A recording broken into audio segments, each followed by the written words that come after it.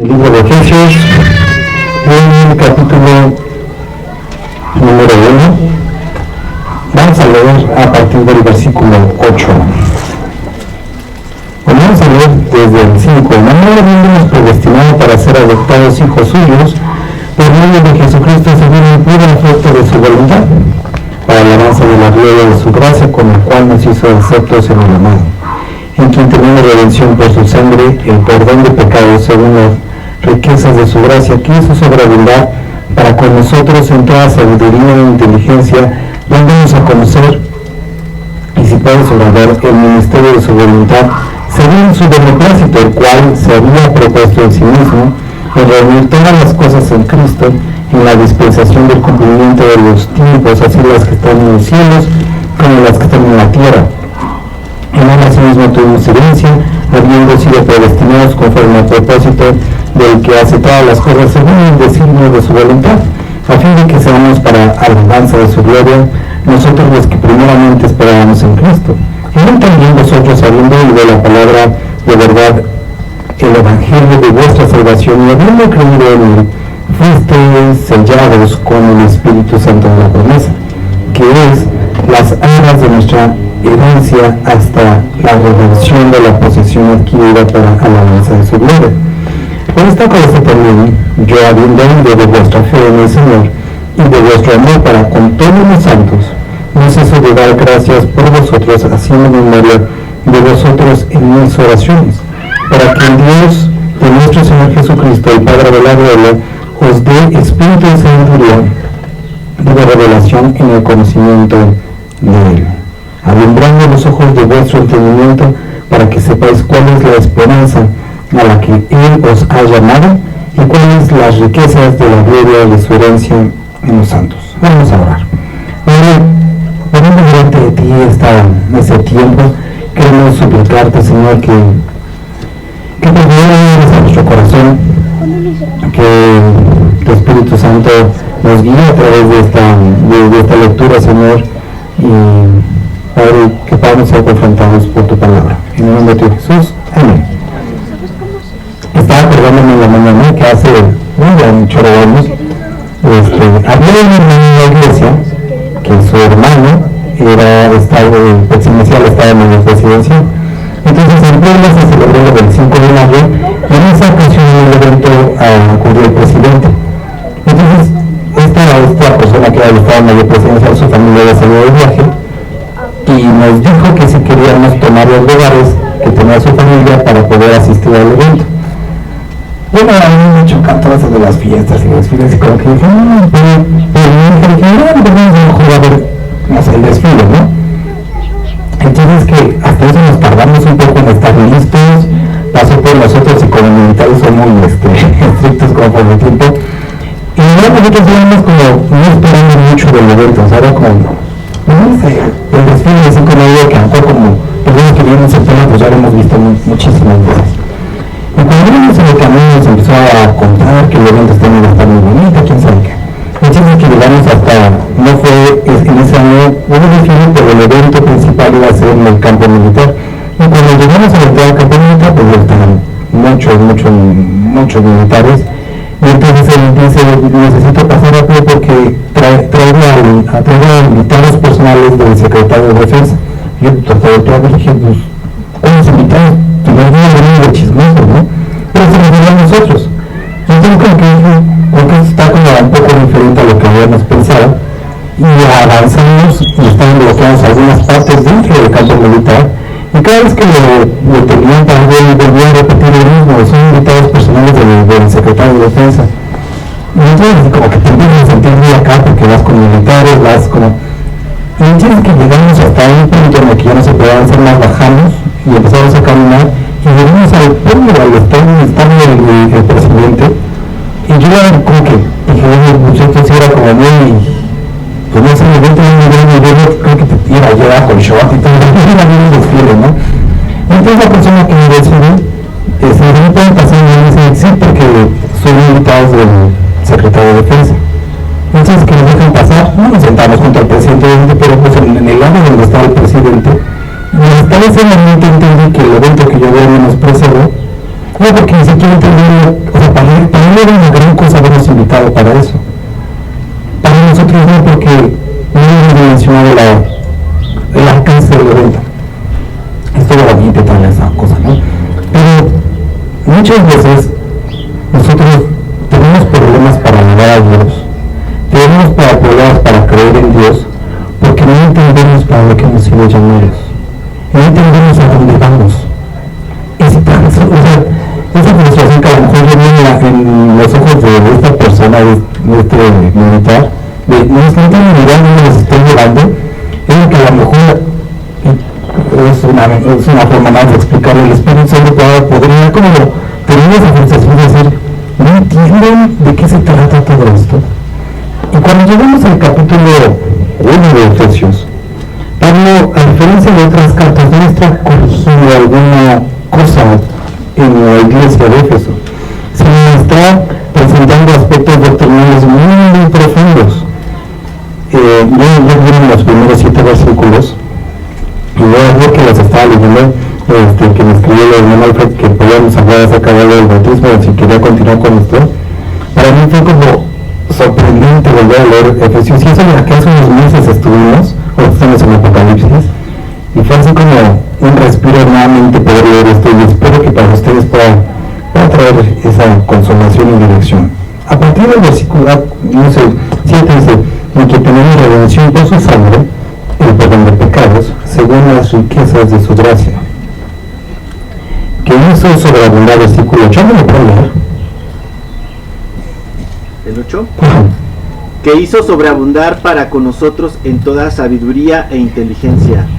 Y el libro dice, dándonos a conocer el misterio de su voluntad, según su beneplácito, el cual se había propuesto en sí mismo. Y podría parecer como, no sé ni siquiera qué está hablando Pablo, pero vamos a regresar al versículo 3, dice, bendito sea Dios y Padre de nuestro Señor Jesucristo, que nos bendijo con toda bendición espiritual en los lugares celestiales.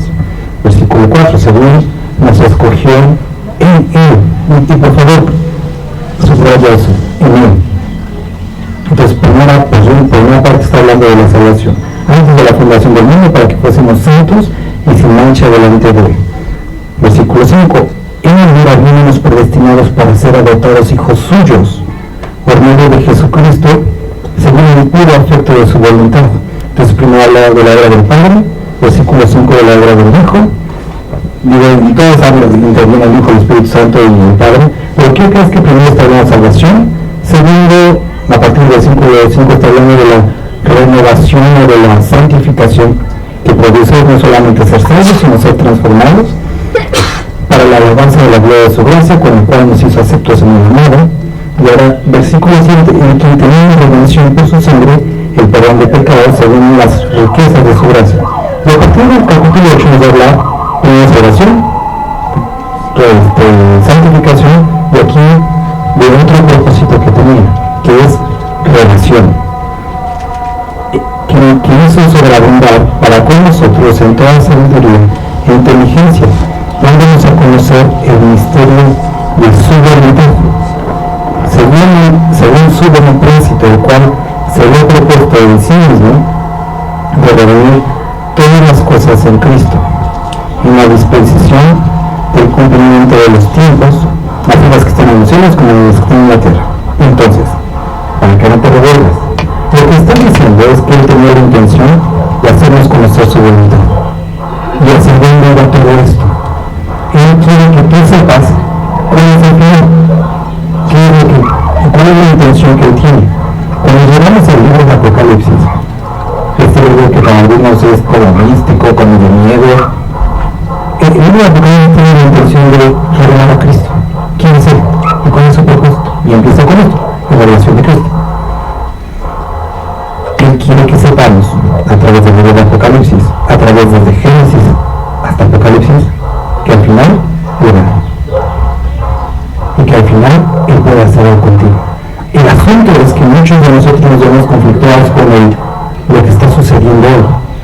Y esto es parte de lo que estaba experimentando la iglesia en Éfeso. Ellos no entendían por qué vivían lo que vivían, por qué les había pasado lo que les había pasado, y si de alguna forma Dios había olvidado de ellos. Y si de alguna forma las cosas que estaban sucediendo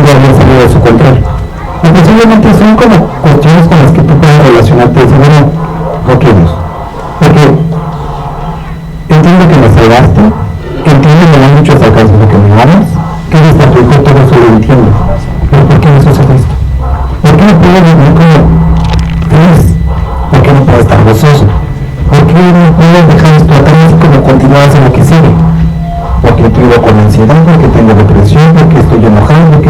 Y tenemos todas estas cuestiones de ¿por qué todo esto? Ahora, me gustaría que pudiéramos ir todos los momentos, vamos al libro de Apocalipsis, y me llama la atención cuando hay cómo tiene relación con esto que nosotros vamos a ver. En el capítulo número 8 empezaron ya, se empezaron a abrir los sellos y todo eso, pero en el capítulo 8, en medio de, para este punto del libro de Apocalipsis ya empezó la tribulación en la tierra, ya la iglesia está en el cielo, pero hay un grupo de personas que se quedan y están experimentando como adversidad, problemas y todo eso. Y en el capítulo 6 dice que esas personas que se quedan en la tierra están diciendo, dice que sus almas estaban bajo el altar. Y la oración de lo que ellos dicen es: Dios, ¿hasta cuándo me juzgas? O sea, no me creer esto. Pero en el versículo 8, en el capítulo 8, dice que cuando abrió el séptimo sello, se hizo silencio en el cielo como por media hora. Y vi a los 7 ángeles que estaban en pie ante Dios y se les dieron 7 trompetas. Entonces, lo que nosotros podemos ver, vamos a seguir para que lo podamos entender. Dice que otro ángel vino entonces y se paró ante el altar con un incensario de oro. Y se le dio mucho incienso para añadir a las oraciones de todos los santos. Mucho. Sobre el altar de oro que estaba delante del trono. Entonces, si recuerdas el Antiguo Testamento, cuando el sacerdote entraba al tabernáculo, tomaba incienso del altar, lo ponía, subió a horno, y dice que ese horno representaba las oraciones y que cuando subió un olor grato para Dios. Y estamos viendo la misma imagen pero en el cielo. El asunto que me escribe aquí es que durante ese momento que estaba subiendo las oraciones, hubo silencio.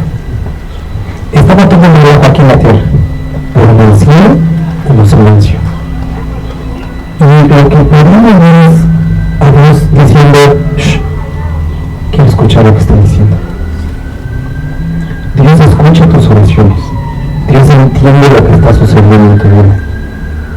Y entonces, después de que pasa esta novela, dice que añade incienso a esto del altar, que el incienso es una figura de la intercesión y nos recuerda lo que hace Cristo. Entonces suben muchas oraciones, pero pues absurdas muchas veces, quejosas, pero era un incienso por lo que viene del altar y sirve como un amor grato. Y es lo que dice Jesús, que intercede por nosotros. Romanos dice: oraremos como cuando no lo sabemos, por el Espíritu Santo. Entonces Jesucristo interviene en esas oraciones, sube con un amor grato, y entonces hay una contestación.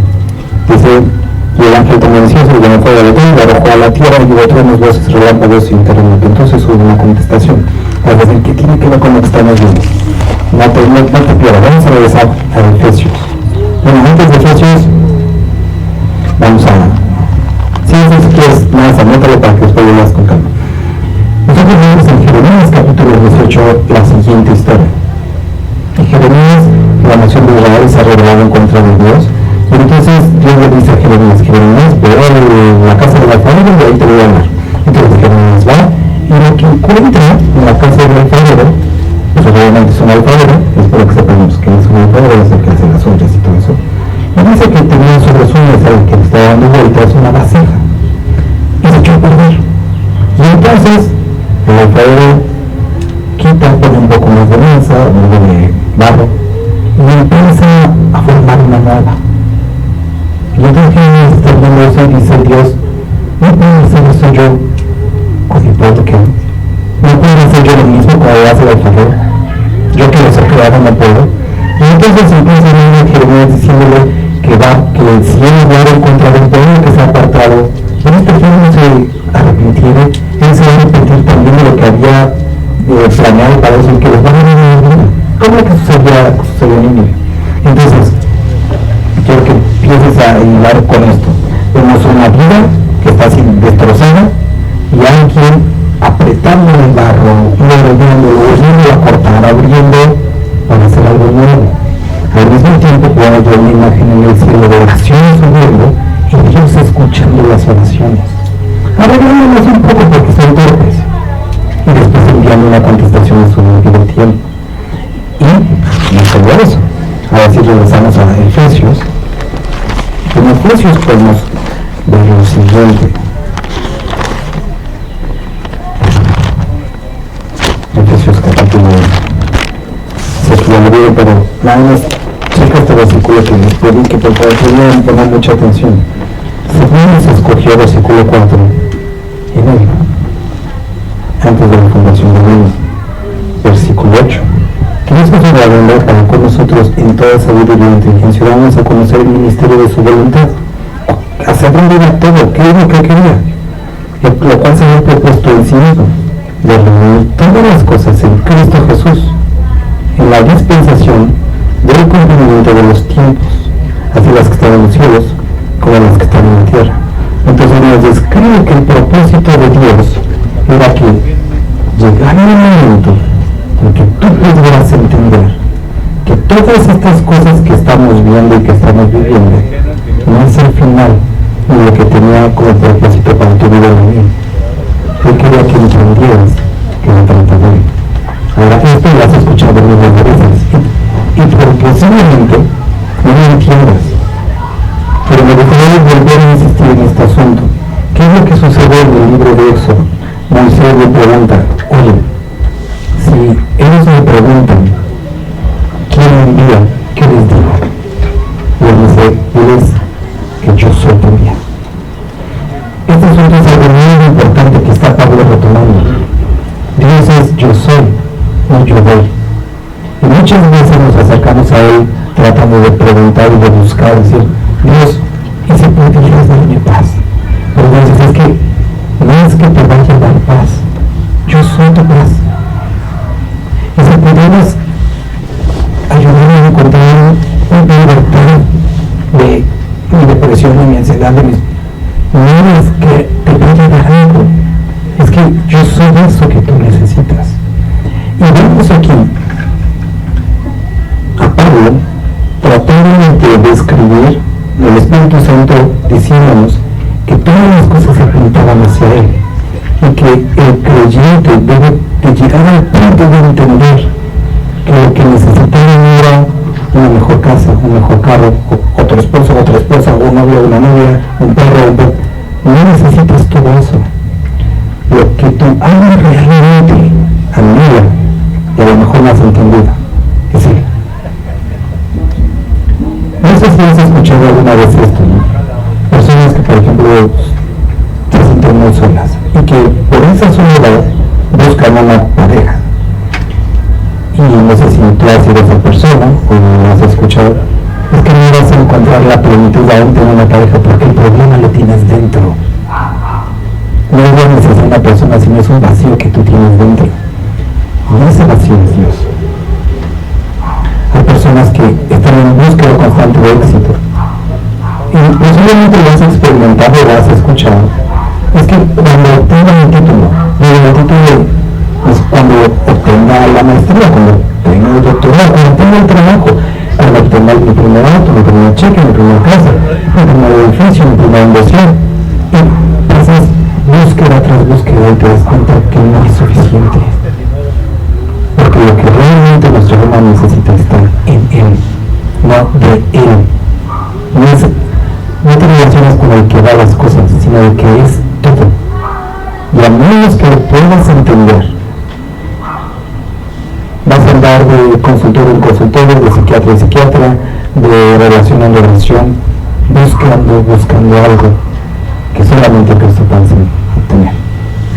Le decía a mi esposa que había escuchado a mi pastor que decía eso. Tienes dos opciones: acudir a la mesa de la comunión o seguir al psiquiatra. Ahí están tus opciones. Y yo cuando escuché decía, ¿qué tan cierto es esto? Porque como seres humanos muchas veces estamos en búsqueda de algo que únicamente Dios puede proporcionar. Queremos el consejo de alguien que es fallible, pero que Dios puede proporcionar. El amor imperfecto de alguien que entiende que no es perfecto.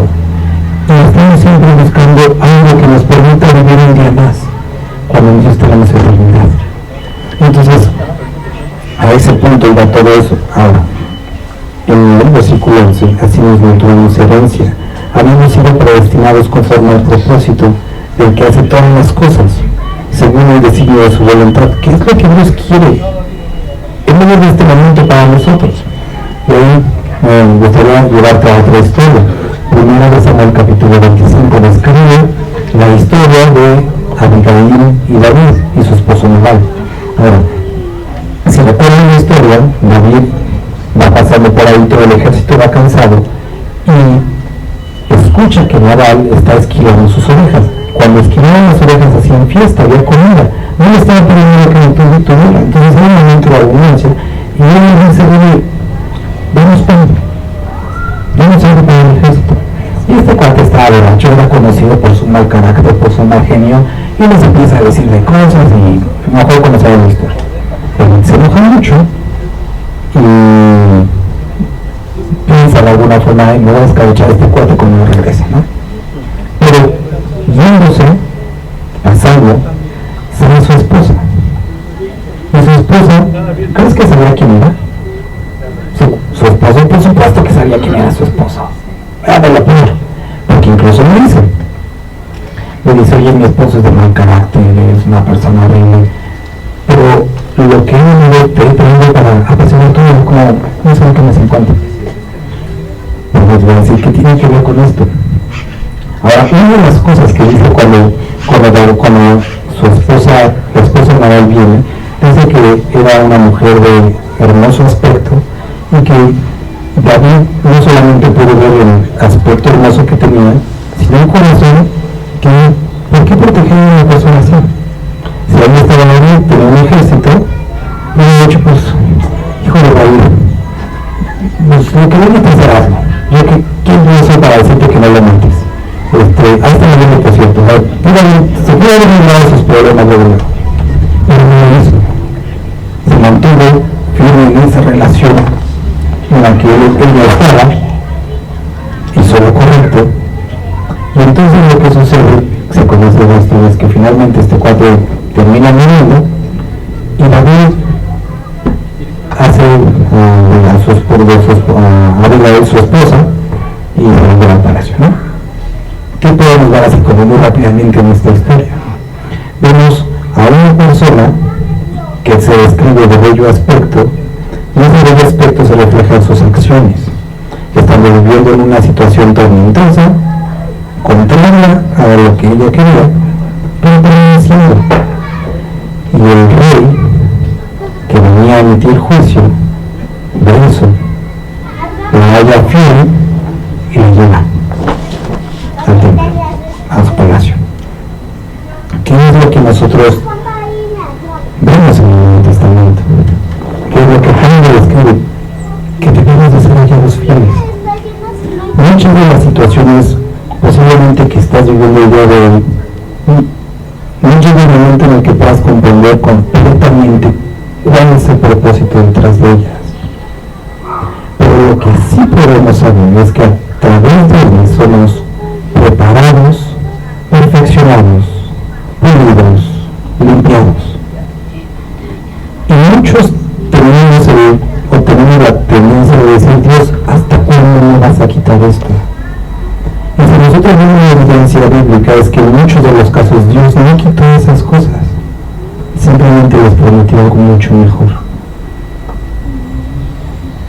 Cuando vemos el libro de Deuteronomio, cuando habla de la repartición de las tierras, habla acerca de los levitas y les dice: ellos no van a tener herencia, no van a tener un terreno, porque yo soy su herencia. Y entonces les presenta algo mucho mejor. El problema es que muchas veces estamos tan metidos en esta tierra que pensamos que es muchísimo mejor un automóvil que un día con Dios. Y nos llenamos de palabras en la boca como Jesucristo va a tener cierto. Somos mentirosos cuando cantamos muchas de estas cosas, porque no es cierto. Si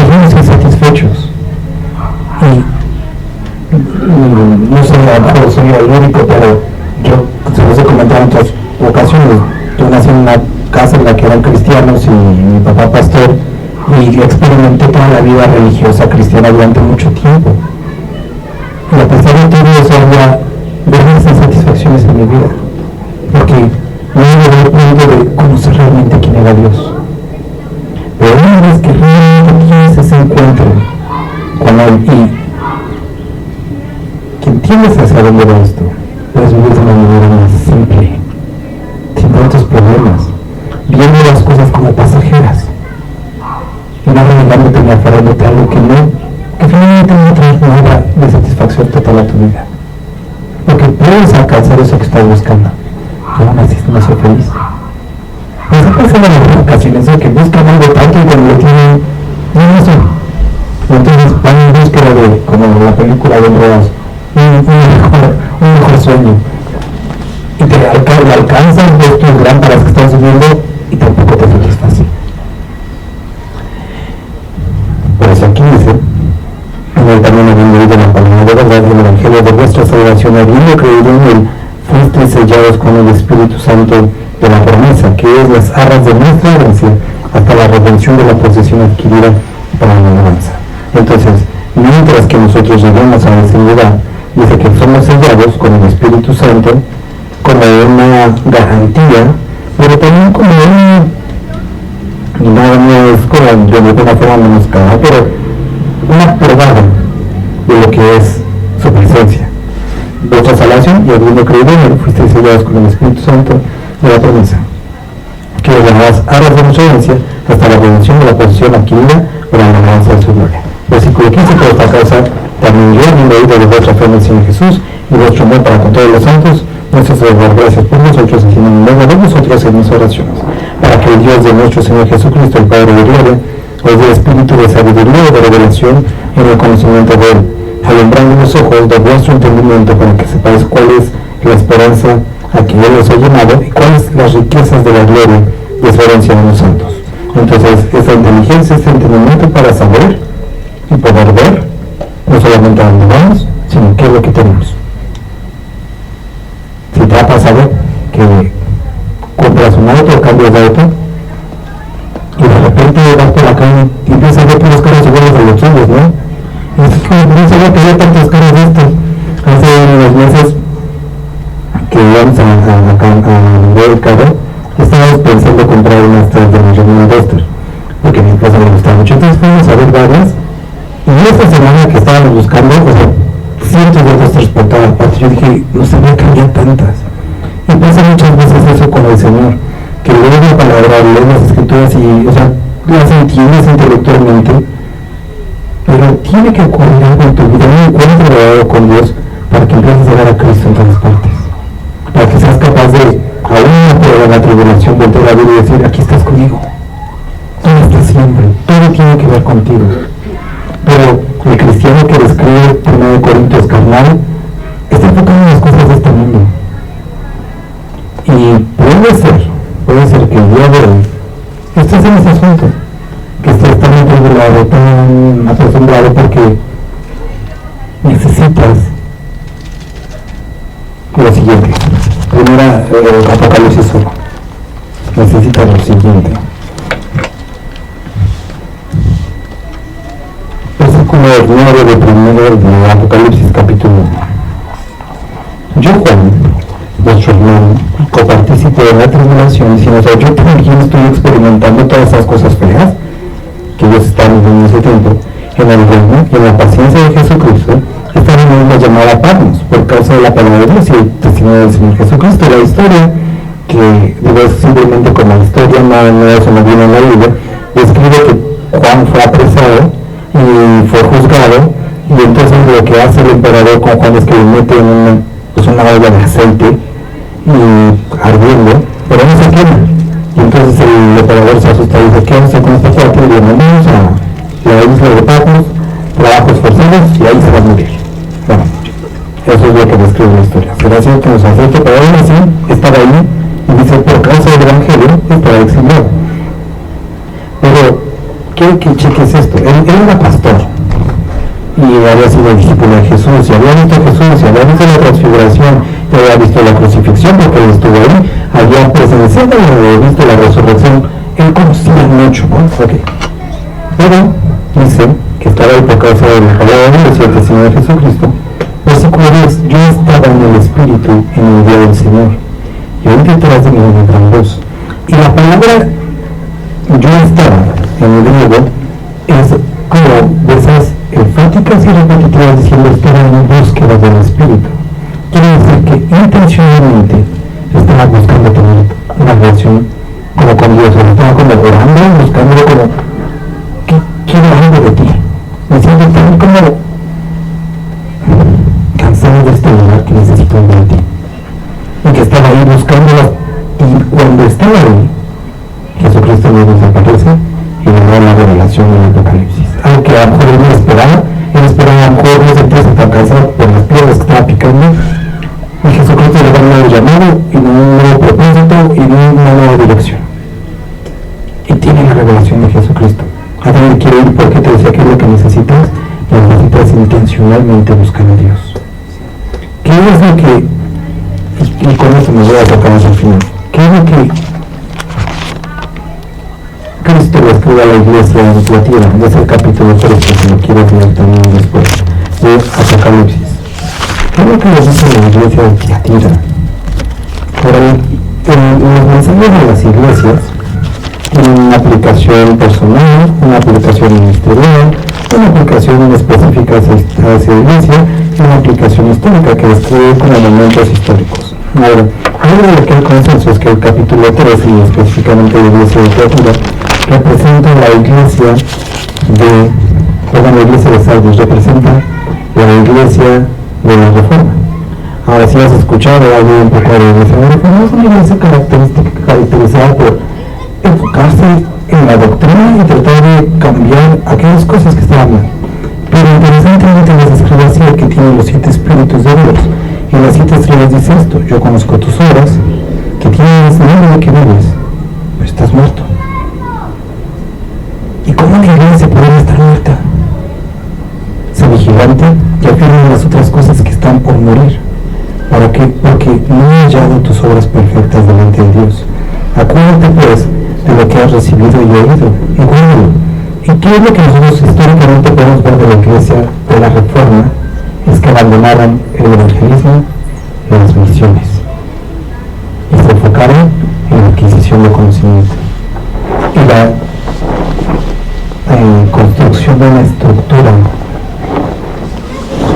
religiosa, que es lo que finalmente están quejando.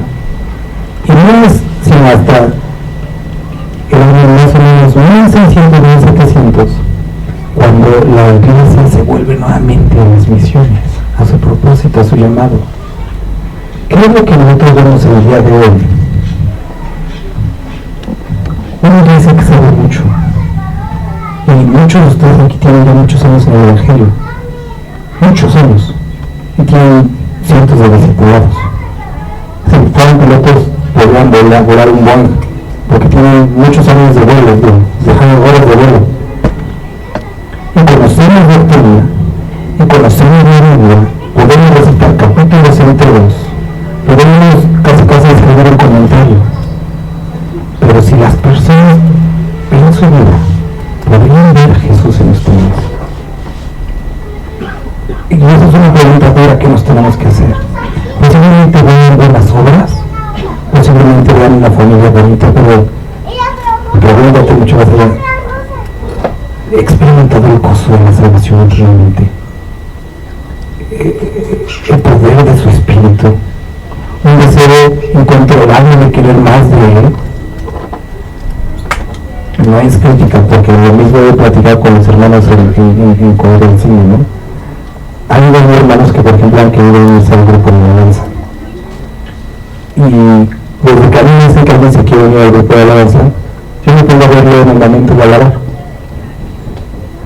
Cuando están arriba, tocan muy bonito, se van los ojos, pero cuando están abajo, están sentados en el celular. Y digo, ¿por qué quieres unirte al grupo de alabanza si la adoración no es tu pasión? Posiblemente lo que quieres es el escenario. Y muchos creyentes les gustaría estar en un ministerio, en un servicio, en una predicación, pero abajo de todos los reflectores, donde están en lo privado, parecía que son personas que no tienen una relación con Dios. Y Dios no solamente nos llevó a la salvación, a la revelación o santificación, sino una relación auténtica con Él, para que podamos saber hacia dónde va todo, para que podamos experimentar las grandezas, las riquezas de esa relación con Él, y que realmente podamos experimentar paz, realmente podamos experimentar libertad, amor, y que pueda ser evidente lo que Dios está haciendo en nuestras vidas y que hay algo diferente, que puedas decir verdaderamente Jesucristo es todo y basta, que no sea un cliché, que no sea una canción, sino que sea una realidad, y que como nos contaron ahorita, sean sinceros, no contesten, pero ¿quiénes de ustedes el día de hoy estaban dispuestos a dar sus hijos y su esposa por causa del Evangelio? Sean sinceros con ustedes mismos. Y muchas de esas respuestas simplemente describen que no nos entendemos quién es Él y hacia dónde vamos, porque seguimos pensando en este mundo. Es que si se muere mi hijo, pero si se muere mi hijo va a su presencia, y si se muere mi esposa va a su presencia. Y no hemos entendido que la ausencia del cuerpo es la presencia con Él. Lo sé, es muy fácil decirlo aquí. Es muy fácil decirlo el calor de una lectura bíblica. El asunto es el día con día. Y es el día con día donde podemos ver descrita la relación que tenemos con Él. Y tomo las palabras del pastor para terminar. Tienes dos opciones: acudir a la mesa de la comunión o los 3 actos de pasiones. Vamos a orar. Padre, muchas gracias por este día, gracias por esto que podemos ver el día de hoy. Te ruego que a partir de esto